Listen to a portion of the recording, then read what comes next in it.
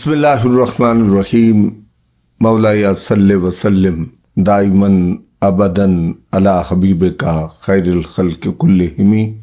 معزز ناظرین، اپنے پروگرام روشن رمضان کے ساتھ آپ کا میزبان رفیق شیخ فریدی ایک بار پھر حاضر خدمت ہے۔ السلام علیکم ورحمۃ اللہ وبرکاتہ۔ ناظرین کرام، آج ہم نے اپنے پوڈ کاسٹ میں ایک ایسی شخصیت کو، ایک ایسے ثناخواں کو مدعو کیا ہے کہ جنہوں نے گزشتہ 35 برس آقا علیہ الصلوۃ والسلام کی مدح و ثنا میں بسر کیے ہیں۔ آقا علیہ الصلوۃ والسلام کا ذکر جو ان کے والد تھے وہ بھی الحمدللہ ہم نے ان کو بھی دیکھا کہ وہ بھی آقا علیہ الصلوۃ والسلام کا ذکر کرتے رہے۔ 35 برس ناظرین کرام بہت زندگی کا ایک طویل عرصہ، لیکن خاموش طبع انسان ہیں۔ ہمارے ساتھ موجود ہیں جناب شاہد علی نقشبندی صاحب۔ السلام علیکم ورحمۃ اللہ۔ وعلیکم السلام ورحمۃ اللہ وبرکاتہ۔ رفیق شیخ صاحب، بہت شکریہ، آپ نے وقت نکالا اور ہمارے پروگرام کو زینت بخشی۔ سب سے پہلے سوال یہ کرنا چاہتا ہوں کہ آغاز کس طرح اس فیلڈ میں نعت خوانی کا آغاز، چونکہ میں نے انٹرو میں بتا ہی دیا کہ آپ کے والد تھے، لیکن آپ کو شوق کیسے پیدا ہوا؟ اعوذ باللہ من الشیطان الرجیم، بسم اللہ الرحمن الرحیم۔ اللہم صلی علی سیدنا مولانا محمد وعلی آل سیدنا و مولانا محمد وبارک وسلم وصلوا علیہ۔ رفیق شیخ صاحب، الحمدللہ جیسے آپ نے خود بتایا کہ میرے والد محترم بھی الحمدللہ حضور کی ثنا کرتے تھے۔ حیدرآباد کوئی بھی محفل ہو، ان کو پتہ لگ جائے تو وہ وہاں پہنچ جایا کرتے تھے، اور بے لوث آج کے دور میں ہمیں وہ لوگ نظر نہیں آتے جو بے لوث ہوں۔ جی بالکل۔ اور ایک عرصے تک ہم نے ان کو سائیکل پہ، شوکت بھائی کیسے جائیں گے واپس؟ بالکل بالکل سائیکل پہ یار اپنی بالکل بالکل ہے۔ اور وہ مجھے اپنے ساتھ پیچھے بیٹھاتے تھے اور پھر مجھے بھی اپنے ساتھ محفلوں میں لے کے جاتے تھے، اور پھر ایک محفل سے پڑھ کر پھر دوسری محفل میں جاتے۔ یہ سب وہ سائیکل پر کیا کرتے تھے، اللہ، اور مجھے خود حیرت ہوتی تھی کہ الحمدللہ بڑا جذبہ تھا ان کے اندر۔ اچھا، یہ روڈ بھی جب اس طرح کا نہیں تھا، سنگل روڈ تھا؟ بالکل ایسے ہی ہے۔ مجھے یاد ہے کہ اس وقت تو یہ ہوا کرتا تھا کہ 7 بجے کے بعد رات ہو جایا کرتی تھی، کوئی رات میں ہوٹل وغیرہ کوئی ایسی چیز، اب تو ماحول بالکل چینج آپ کو نظر آتا ہے، اس وقت ایسا نہیں تھا۔ میرے والد صاحب رات بھر جو ہے نا سائیکل پر، اگر سائیکل نہیں ہے تو لوگوں سے لفٹ لے کر، لیکن حضور کی محفل میں پہنچنا ہے، بے لوث پہنچنا ہے اور جذبے کے ساتھ پہنچنا ہے۔ اور وہی تربیت ماشاءاللہ الحمدللہ آپ کی موجودہ دور کی نعت خوانی کو کس طرح دیکھتے ہیں؟ اس میں رفیق شیخ صاحب، جو بات میں نے محسوس کی ہے، میں اپنے علمی کی اس میں نظر میں آپ کو بتا رہا ہوں کہ ادب بہت ضروری ہے۔ یہ جو حضور کی نعت ہے نا، یا تلاوت قرآن پاک ہے، اس میں ادب بے حد ضروری ہے، اور اس میں یہ بات بھی معنی رکھتی ہے جو ہم نے دیکھا یا اپنے بڑوں سے سنا، اپنے سینئرز کو ہم نے دیکھا یا ان سے ہم نے جو گفتگو سنی، میں وہ شیئر کرنا چاہتا ہوں آپ کے پروگرام کے توسط سے، کہ انہوں نے ہمیشہ ایک بات یہ کہی کہ انسان کو باوضو بھی ہونا چاہیے، اور جو نعت وہ پڑھ رہا ہے وہ باادب طریقے سے پڑھے، اور کسی اچھے جو بزرگوں کے کلام ہوتے ہیں ان کو سلیکشن کرے، یا کوئی بھی کلام اگر اس نے پڑھنا ہے تو کم از کم وہ کسی ایک عالم سے اس کو ویریفائی کروا لے کہ اس کے اندر اگر کوئی کمی پیشی ہے۔ اس بات کو ضرور ملحوظ خاطر رکھے، لیکن ادب سب سے پہلی چیز۔ واہ، بالکل، ادب پہلا قرینہ ہے محبت کے قرینہ۔ ہاں، اصل تو بات یہ ہے، ادب بہت بڑی اصل چیز۔ ہمارے یہاں تو بیرا ربی کا شکار ہو گئے، جس کی یہ جب سے سوشل میڈیا آیا اور اس کے ذریعے جو نعت خوان بنے، جی اور آپ اور ہم تو اس وقت کے ہیں، الحمدللہ، آپ سے پہلے سے ہم اس فیلڈ میں ہیں، بے شک، اور ہم نے بڑے عظیم لوگوں کو، لیجنڈ لوگوں کو، اور ایسے لوگوں کو کہ جن کے پاس بیٹھنا بھی ہمارے لیے سعادت کی بات ہے۔ آپ صحیح فرما رہے ہیں، صحیح فرما رہے ہیں۔ ہم نے جن لوگوں کے ساتھ وقت گزارا، الحاج خورشید احمد صاحب رحمۃ اللہ علیہ، الحاج یوسف میمن صاحب، اور ان بڑے لوگوں کے ساتھ ہم نے بچپن گزارا ہمارا، الحمدللہ، لیکن وہ بھی سادہ طبیعت تھے، کیا بات، اور آپ میں بھی ماشاءاللہ ہم نے سادگی دیکھی۔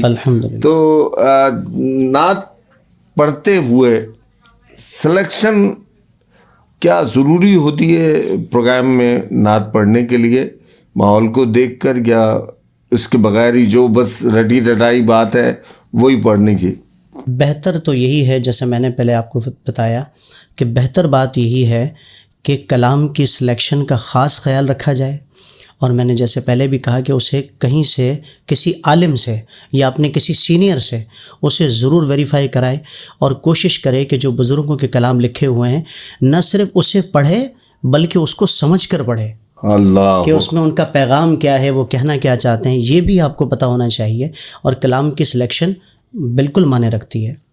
نہیں، ہمارے یہاں تو یہ ہوا کہ کیسٹ سے ہم نے سنا، اگر اس نے غلطی کر دی تو وہ بھی غلطی ہی جی کر ایسے رہا ہی، جی ایسے ہی، جی ایسے ہی خود سے اس کو ہمیں یہ کرنا چاہیے کہ خود سے ہمیں تھوڑی یہ محنت ضرور کرنی چاہیے کہ ہم اپنے سینئرز کے پاس جائیں۔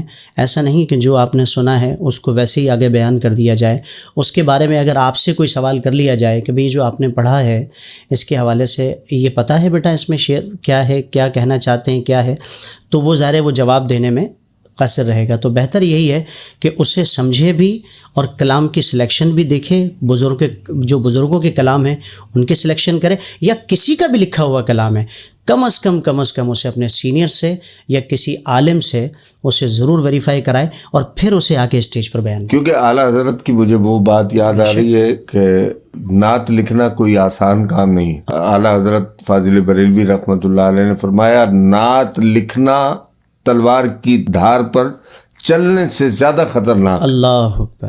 اب آپ اندازہ لگائیے، یہاں تو ہر آدمی نے قلم اٹھایا، میں نے زندگی بھر کوئی شعر نہیں لکھا، نہ کوشش کی کہ اس، حالانکہ اتنے سارے اشعار ہمیں یاد ہیں، سب بات ہے، لیکن کبھی کوشش نہیں کی۔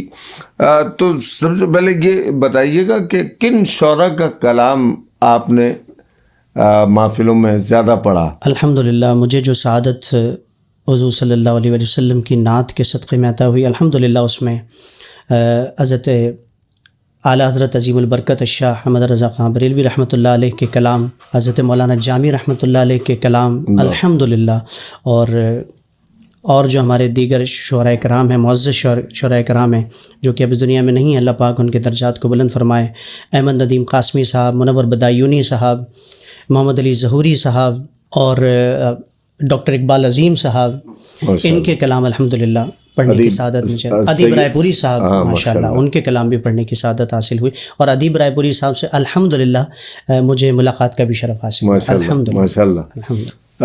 یہ تو بات ہو گئی، لیکن ایک خاص میں بات پوچھنا چاہوں گا کہ بار بار آپ ماشاءاللہ اب چند روز بعد آپ نے رخت سفر باندھا ہوا ہے الحمدللہ، اور مدینے کی طرف آپ جا رہے ہیں، اور ہر سال کا یہ جانا آپ کا لگا ہوا ہے، اور کئی سالوں سے میں مسلسل آپ کو حضرت بری نگاہوں سے دیکھتا ہوں کہ بندہ بار بار جب جاتا ہے، ساتھی جاتا ہے تو زیادہ دل میں وہ پیدا ہوتی ہے کہ یار یہ جا رہا ہے، ہم رہ گئے، تو اپنے دل کو تسلی دیا کرتے ہیں بس کہ نا امیدی سے تیرا نہیں واسطہ، تو ہے قائل رحمت مصطفیٰ، خالد بے نوا باندھ رکھتے سفر، بے کسوں کا سہارا مدینے میں ہے۔ مدینے میں تو اس حوالے سے خاص طور پر یہ ضرور بتائیے گا کہ مدینے کا یہ سفر آپ کے ذہن میں کیا خاکہ ہوتا ہے؟ ایک رمضان گزارا ہے،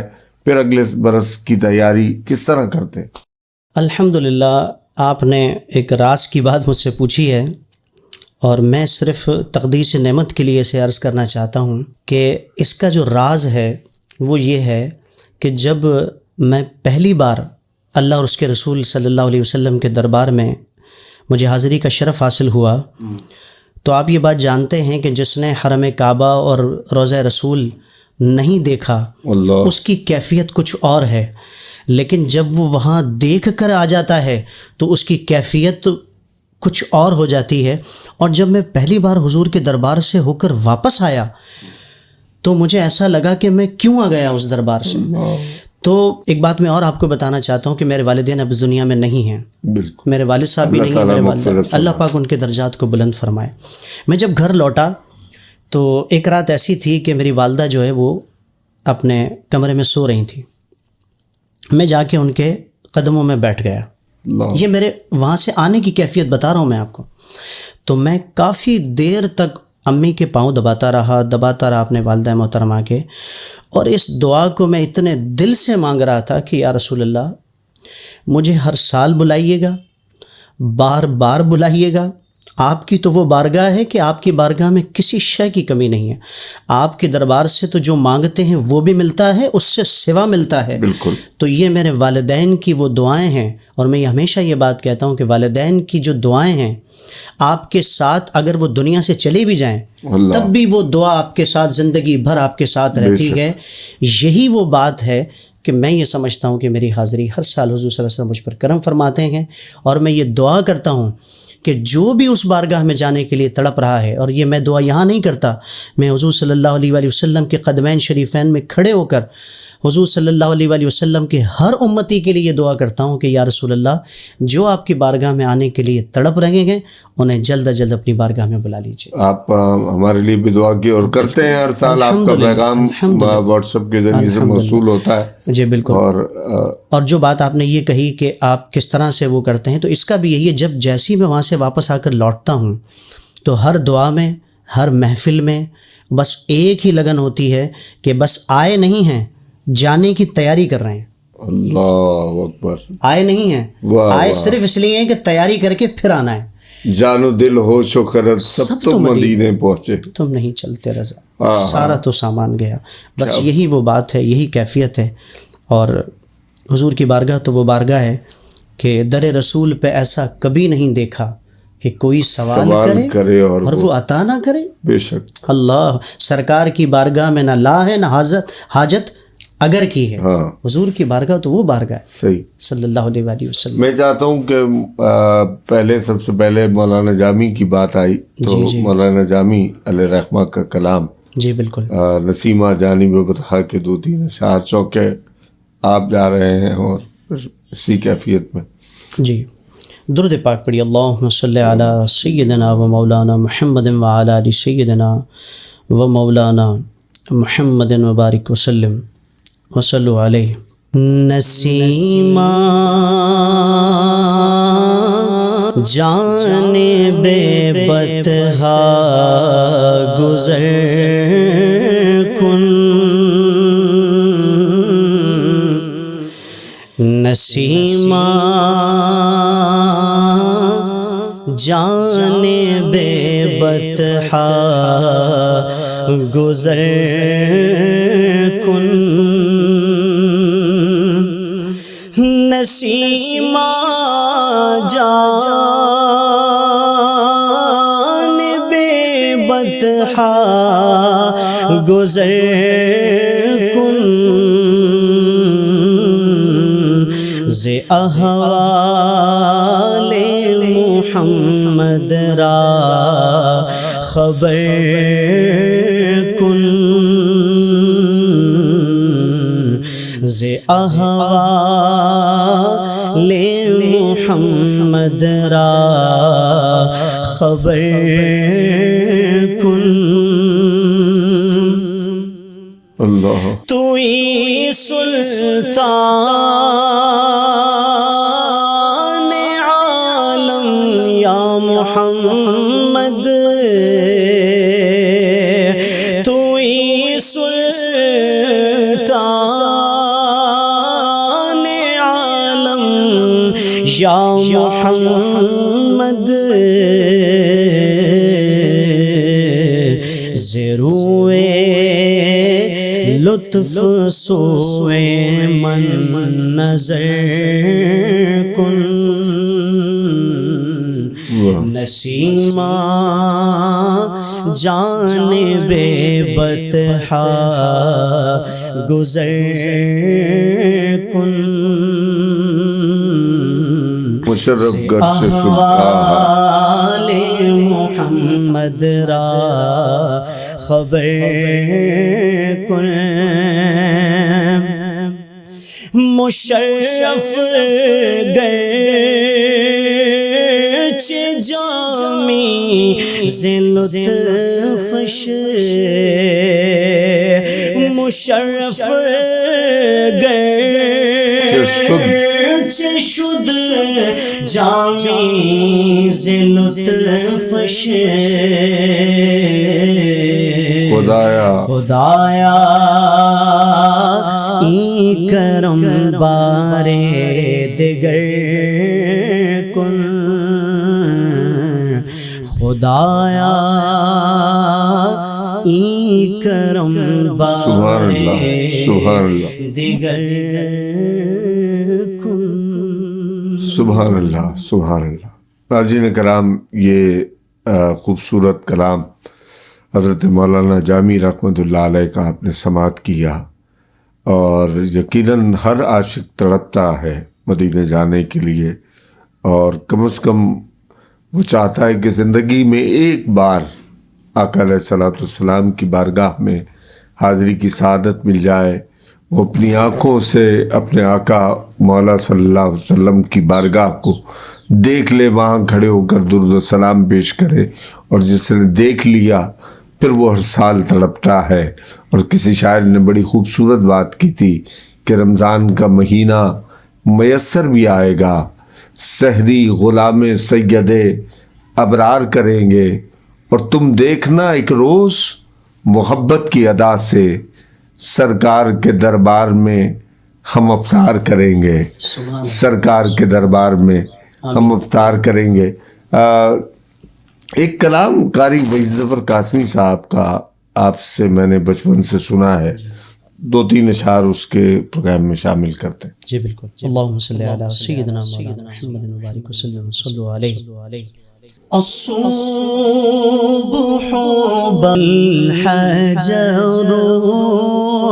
شق القمر بإشارته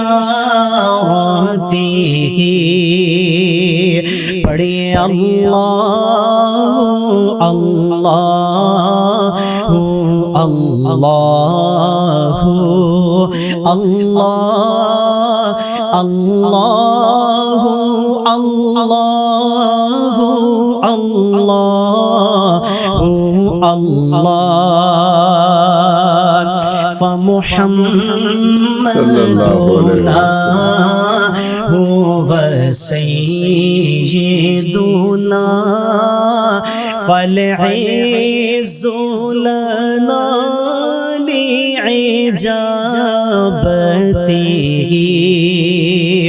اللہ اللہ اللہ اللہ اللہ اللہ.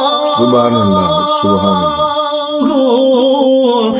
لا الہ الا اللہ.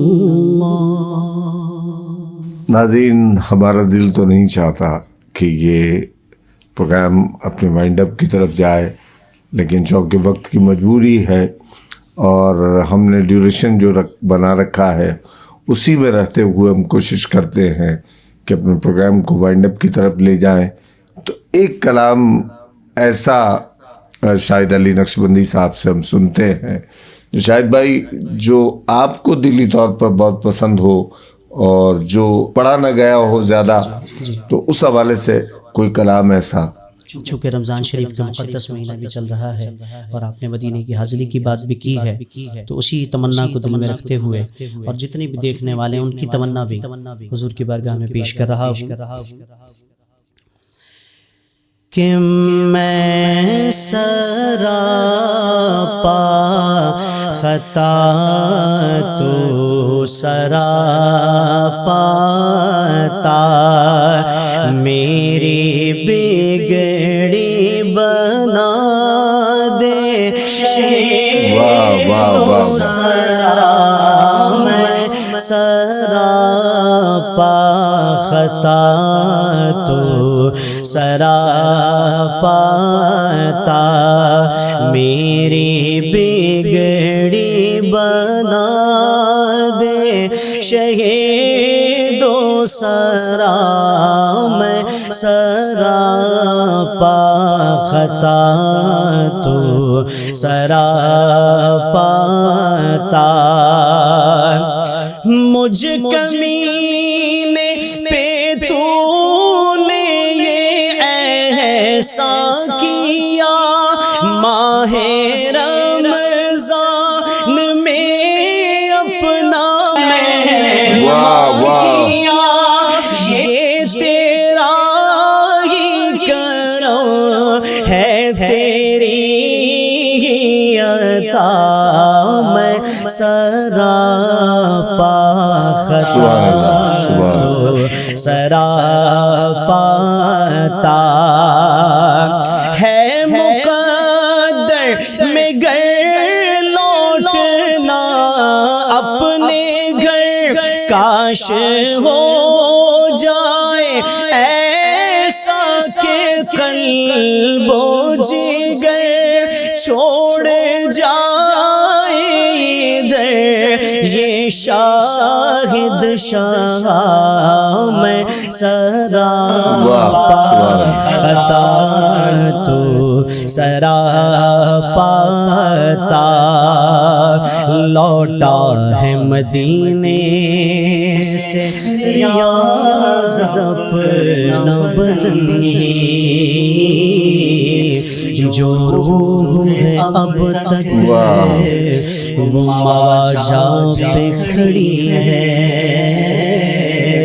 چھوڑ آیا ہوں دل و جان کر عزم کہ آ رہا ہوں میرا سامان مدینے۔ سبحان اللہ، سبحان اللہ۔ بہت شکریہ شاہد بھائی، آپ تشریف لائے، ہمارے پروگرام کو رونق بخشی۔ ناظرین کرام، بہت خوبصورت انداز میں انہوں نے کلام پڑھا ہے، اور مجھے مظفر وارثی کے وہ شعر یاد آ گئے کہ ایک بے نام کو اعزاز نسب مل جائے، ایک بے نام کو اعزاز نسب مل جائے، کاش مداح پیمبر کا لقب مل جائے، اور اب تو گھر میں بھی مسافر کی طرح رہتا ہوں، جانے کس وقت مجھے اذن سفر مل جائے۔ ناظرین کرام، اسی کے ساتھ اپنے میزبان رفیق شیخ فریدی کو اگلے پروگرام تک کے لیے اجازت دیجیے، لیکن ساتھ ساتھ ہمارے پیج رفیق شیخ فریدی کو فالو کیجیے، لائک کیجیے اس پروگرام کو، اور ہم نے اس پوڈ کاسٹ کا ایک یوٹیوب چینل RSDS کے نام سے، جس پر آپ کی توجہ کی ہمیں ضرورت ہے، اس کو سبسکرائب کیجئے، اس کا بیل آئیکن دبائیے تاکہ ہر ہمارے آنے والا پروگرام آپ تک کو ملتا رہے۔ ناظرین کرام، یہ سلسلہ فقط رمضان تک ہی جاری و ساری نہیں رہے گا، بلکہ انشاءاللہ ہم اس کو آئندہ رمضان کے بعد بھی اسی طرح جاری و ساری رکھیں گے۔